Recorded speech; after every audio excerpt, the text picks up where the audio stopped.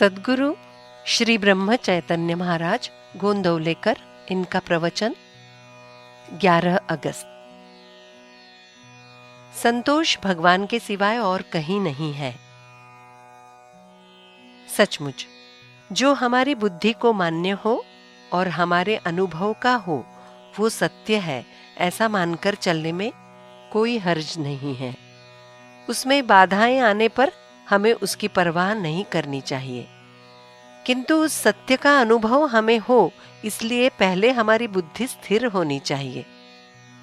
इन दिनों संसार में बुद्धि भेद बहुत हो गया है और इसलिए इस समय मनुष्य की बुद्धि स्थिर रहना बहुत कठिन हो गया है। अत्यंत सदाचार से बर्ताव करने वाले मनुष्य की भी बुद्धि कब बदल जाए कहा नहीं जा सकता। मैं ऐसा नहीं कहता कि केवल शास्त्र कहता है इसलिए कोई भी विशिष्ट बात सत्य है ऐसा मानो। ये भी मैं नहीं कहता कि मैं कहता हूं वही सत्य है ऐसा मानो। तुम स्वयं अपने विचार से तय करो कि जीवन में तुम्हें संतोष चाहिए या नहीं, तो वो संतोष तुम्हें भगवान के सिवाय और कहीं नहीं मिलेगा। ये निश्चय पूर्वक तय करो। एक बार तुम्हारा निश्चय दृढ़ हो जाए तो उसमें कोई भी बाधा निर्माण नहीं कर पाएगा, लेकिन निश्चय दृढ़ हो। इस निश्चय का बल कितना विलक्षण होता है मैं तुम्हें बताऊं।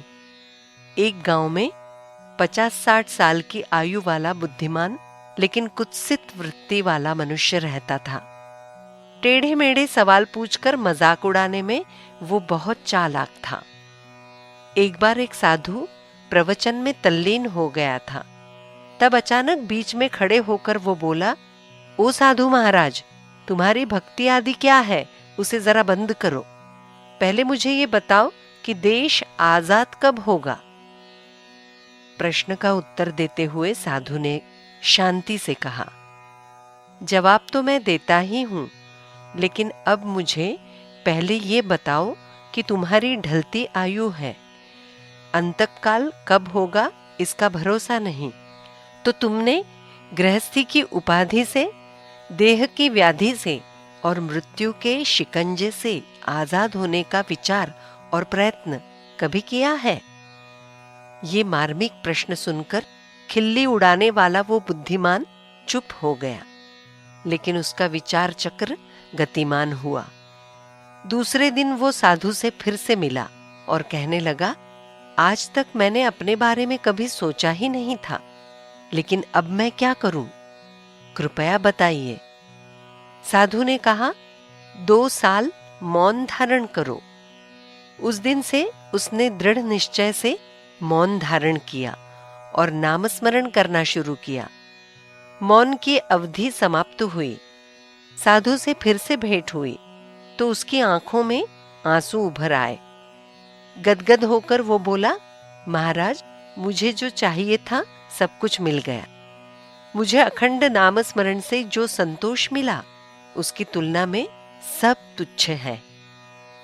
अतः ध्यान में रखो, नामस्मरण का ऐसा विलक्षण प्रभाव है।